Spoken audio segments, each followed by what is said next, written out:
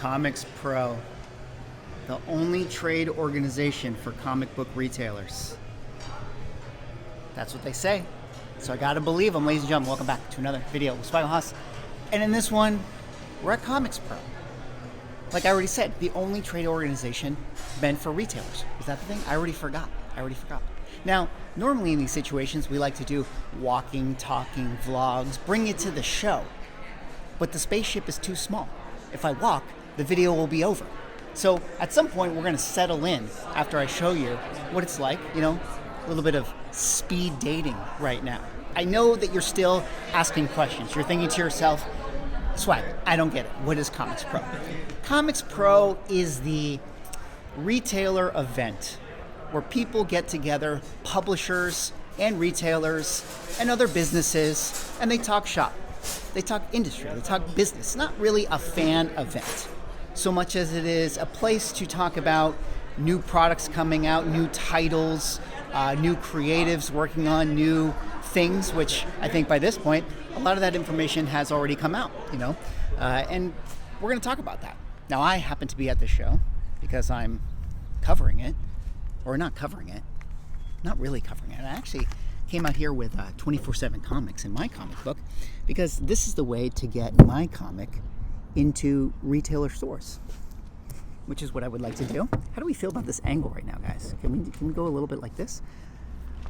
All right, well, this is the rest of the walking, talking vlog video. The walk is over.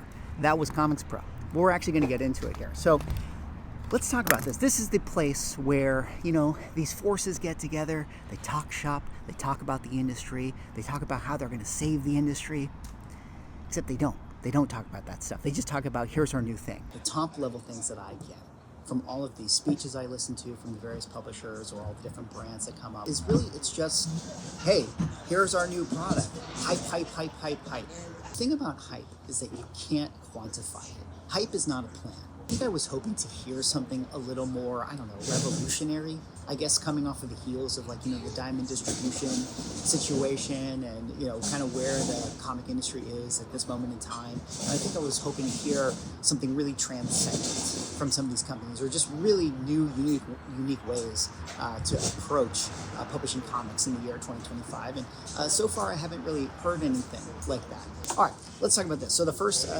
speech that I heard, you know, at this show was Marvel Comics. They came up, you know, they talked about their thing, you know, and their big announcement for the day was that, you know, or for yesterday, actually, was what it was. The big announcement for yesterday was that Chip Zdarsky is going to be writing Captain America. I mean, you know, hey, Chip Zdarsky is a great writer. You know, had a wonderful run on Daredevil. And him on Captain America, it's probably a good thing.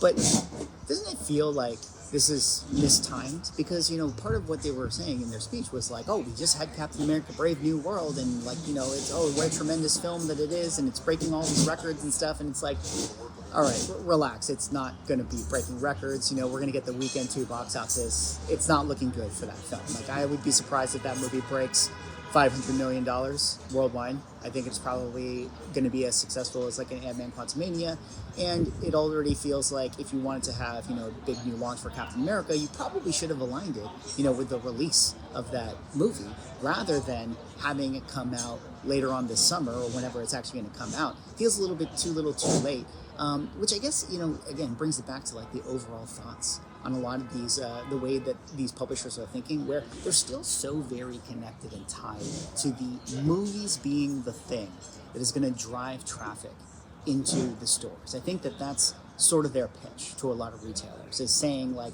hey, this big movie's going to come out, it's going to cause all these pop cultural waves, and also here is the product that we have that'll be on your shelves at the time when the movie comes out, and that'll be exciting, and you'll be able to sell a bajillion copies. That's essentially what they're saying, you know, but I don't know if it works that way. I mean, certainly the movies have an effect, like they're, you know, it's not a bad thing to have movies, but clearly they don't have the same cultural effect that they once did. No mention of Marvel Rivals in their entire speech.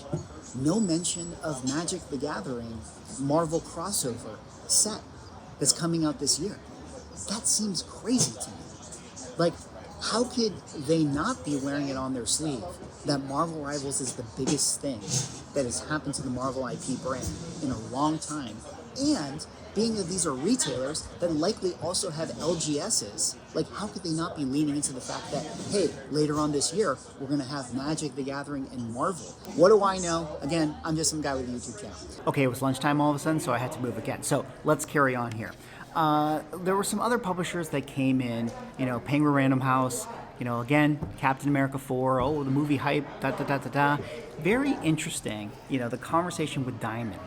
Diamond at this show is very much like Voldemort. Like, you're kind of not allowed to say it, and every time you say the name Diamond, everyone kind of gives a little, a little nervous laughter, which I thought was really interesting. And then to that point, some people's announcements in their conversations were like, we're happy to announce that Swaggle Publishing is now using Lunar. And everyone would be like, what?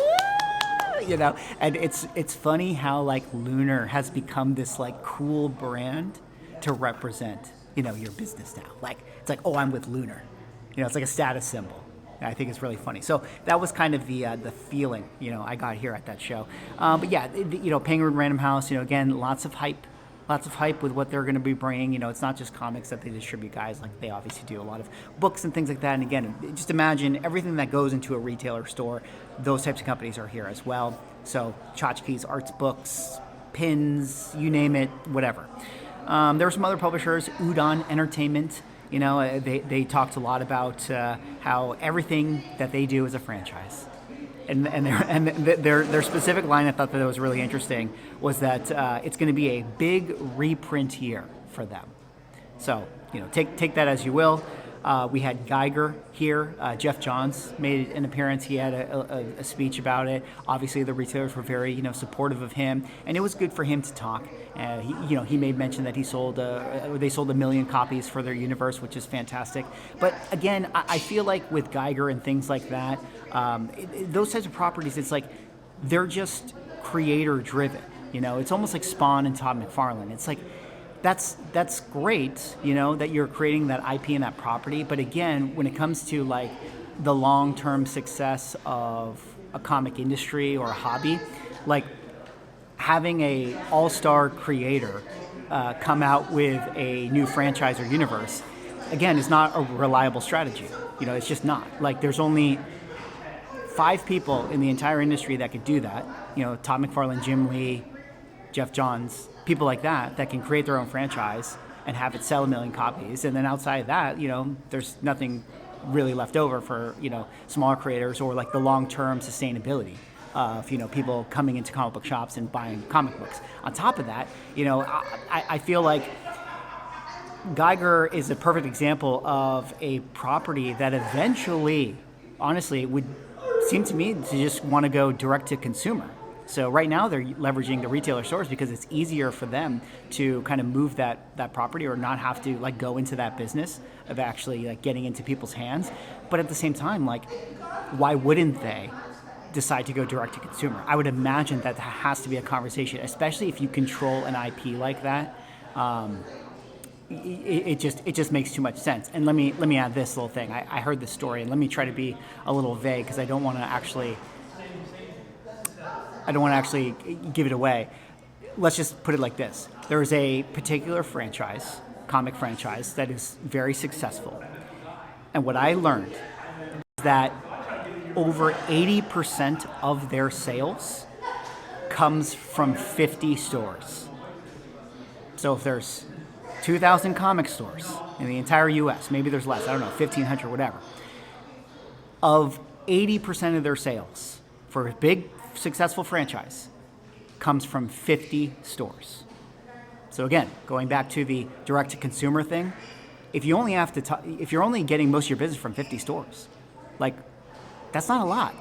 So the channels to which like the distribution should be giving you, like, it's like, oh wow, like you have a network of 1,500 stores or 2,000 stores that are carrying your books. I mean, if it's only 50 that is giving you all your revenue, like, why not just have more of the pie and do it yourself? I don't know. These are some of the things that I kind of think about, and at least when I'm hearing stuff, that's what I hear. That's my takeaway. We had Distillery here. Distillery, they talked about some of their stuff. Their big announcement was that they have this new app called the Tasting Room. Basically, it's an app where retailers can preview their comics, and so it's maybe more helpful to order their stuff. You can pre-read it. I don't know, guys. I mean, again, the business model that is, we're going to write good stories because they're hype. It's not a plan. And I realize that a lot of you guys might be saying, like, Swag, what are you talking about? Like, they have to write good stories. Good product is good product. And it's like, yeah, but good product is like, that's expected. Of course it has to be good. Like we have to think way bigger than that. Like, that's obvious. But if you're coming in here saying that, like, oh, now, guys, starting today, it's going to be good. I don't know. So they had that to say. We had some other companies, a lot of things here, Square Enix, Rocket Ship Entertainment, the Lab Press, 24/7 Comics, our company. A lot of it just talking about, here's our products, here's our stuff. I don't know, nothing too specific of note. Then Dynamite Entertainment came up, and again, a lot of conversation. Thundercats sold like 200,000 copies. Silverhawks, I think, did like 50,000 or whatever. So they're going over those numbers. And it's interesting how a lot of the retailers really are like, they really put a bias towards IP that they already know. And don't get me wrong, I understand it. Known IP is what it is. But this is the world we live in. This is why every single movie you see, every single movie franchise is a redo or a rehash of like Beetlejuice or Jurassic Park or Marvel stuff. Like, it's so hard to do new IP these days, even though people are yearning for it. But then on the consumer behavior front, like, people just buy what they know. That's how it is. That's just how humans are. So Dynamite came up and they just said, hey, we're going to be doing reprints of Vampirella, and all the retailers, oh, yeah. And it's like, oh, we're going to do Harley Quinn and Elvira collab. Oh, yeah. And listen, don't get me wrong. If you're excited about that, I'm happy for you. But, like, it's just, we're just grasping at the last straws at this point. You know what I mean? Like, it's like, I think the retailer who hears that and claps is like, the 50-plus-year-old comic shop owner who smiles because he's like, Harley Quinn, Elvira, I know those franchises. I know that I can sell that book to the 50-year-old customer that comes into my store. That's really what it is. Does the 15-year-old customer care about those IPs? Probably not. But who cares? And then we had DC come out. Jim Lee was here. He talked about stuff. Basically, their entire slate was Superman. Then, James Gunn, Superman. We're going to have like a crypto title. We got, more Superman books, all these offshoots, Action Comics, this, Superman, Man of Steel, Superman, da-da-da-da-da-da-da. And it's like, yeah, of course. Like, you got to make Superman. Got the movie coming out, you got to make Superman. That's fine. But, They got a new #1, guys. A new #1 for Batman. New Batman #1. Matt Fraction's going to be writing it. I'm a big fan of Matt Fraction.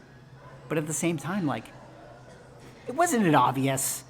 Everyone was like, oh, the absolute Batman universe is going to be the greatest thing ever. It's like, guys, this is a what-if series. Okay? It's like the Ultimates. We're going to go back to Batman #1. And then we're going to get it later on this summer.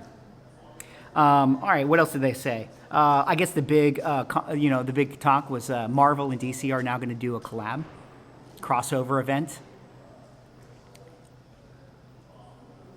Things must be getting desperate. Must be getting tough. Times must be getting tough, to do a crossover event. It's like, let's put Iron Man and Batman together. They're going to be one-shots, apparently. I just don't know if those things sell that well. I don't know. Let me know in the comments. Do you think that that's exciting? Does that get you back into a comic book store? Does that get a kid interested in comic books to know that Batman's going to team up with Hawkeye? Like, is that cool? I don't know. Maybe I'm wrong. I don't know. Maybe I'm cynical. Okay, maybe I'm cynical. At this point, I had more audio issues, so I'm just going to finish out the video with a little bit of voiceover. Last little announcement from DC was that Jim Lee is coming back to do Hush #2. He's actually going to do the sequential art for it, and, that's, again, like the theme of the entire day. Cool, like, that's great. I'm sure that will sell well, but, it's just funny. Like, with Jim Lee, the president of Warner Brothers, is that really the best use of his time to be doing one single book, in one vertical for Batman? I mean, maybe it is. Maybe that is exactly why he is at DC, is to just use his namesake to sell comic books to the remaining people that want to buy, floppy Batman comic books. I don't know. I thought it was pretty interesting. Topps was there. Ultra Pro was there. One thing that was great about Topps is that all of the language that they used in their presentation was all about collector. Collector, collector, collector. Where the other publishers were all about hype, hype, hype. Topps was really focused on the collector, and I thought that was really eye-opening. I feel like that's going to make them very, very successful. Anyways, that's all I have for this video. That was me just doing a little bit of a recap, a little bit of a commentary on the whole event. I'll probably do more of a recap later on in other videos, but let me know what you guys think. Anyways, thanks so much for watching. Like, comment, subscribe. See y'all in the next one.